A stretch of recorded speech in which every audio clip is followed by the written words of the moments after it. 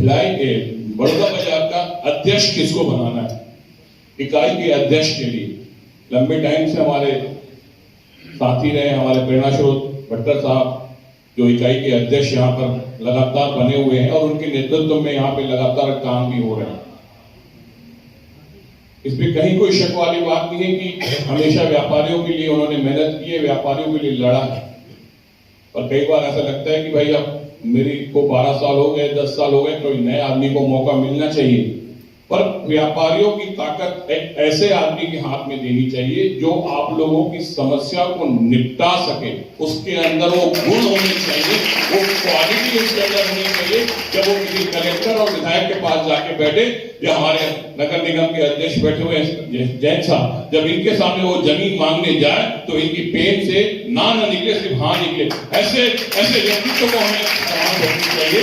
और मुझे ऐसा लगता है कि आज हमारे बीच में जो जैन साहब है, आप तो बड़ौदा बाजार के लिए भवन की तैयारी शुरू कर दो, जमीन दे ही देंगे आज।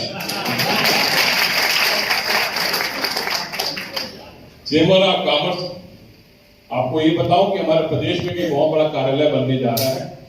हमारे माननीय वित्त मंत्री ओपी चौधरी जी के नेतृत्व में हमें एक सौभाग्य मिलने जा रहा है कि छत्तीसगढ़ चेंबर ऑफ कॉमर्स बहुत जल्दी नया राजधानी बनने जा रहा है। मैं आप लोगों से सिर्फ एक ही अनुरोध करूंगा, और मैंने सोनी जी की बात सुनी, मुझे थोड़ा सा एक मीटर पे ये मुद्दा भी उठ रहा था कि चुनाव किस चीज का। पूरे प्रदेश में इकाई अध्यक्ष का चुनाव कहीं नहीं होता, तो बड़ौदा बाजार में क्यों? और इस बार तो एक मिसाल पेश की व्यापारियों ने कि चेंबर ऑफ कॉमर्स का चुनाव नहीं हुआ। इससे बड़ी सौभाग्यशील बात हमारे व्यापारियों के लिए हो नहीं सकती।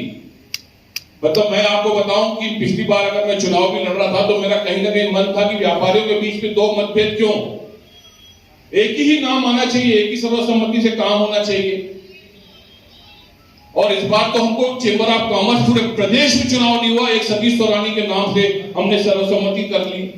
तो बड़ौदा बाजार जैसे इकाई के क्षेत्र में हम चुनाव की प्रतिक्रिया सोचे क्यों? एक नाम आप लोगों के बीच में से आना चाहिए, जिसको भी चेंबर ऑफ कॉमर्स के अध्यक्ष का सेवा का शौक हो, या जिसको आप लोगों की ताकत जिसको आप प्रदान करेंगे, जो आपको योग्य व्यक्ति लगता है, आप लोगों के नाम सुझाव से ही हम उनको इकाई का अध्यक्ष बनाएंगे। हम लोग कोई ऐसा नाम आपको नहीं सौंपेंगे जिसमें आप लोगों को तकलीफ हो या आपको काम करने में कराने में तकलीफ हो।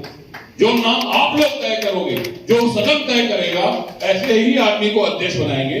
क्योंकि व्यापारियों की सेवा के लिए समय भी चाहिए, धन भी चाहिए, सब कुछ चाहिए रहता है। तो आप लोगों को बीच में से